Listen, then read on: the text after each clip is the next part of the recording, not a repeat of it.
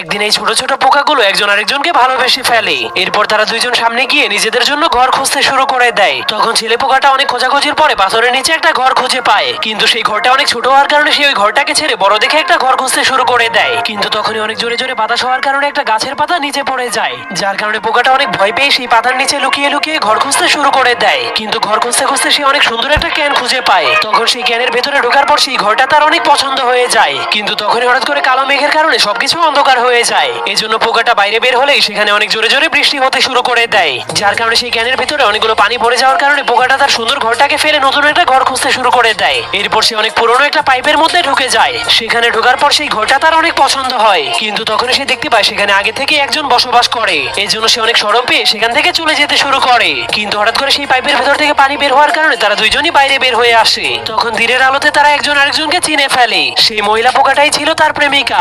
এরপর তারা জঙ্গলের ভেতর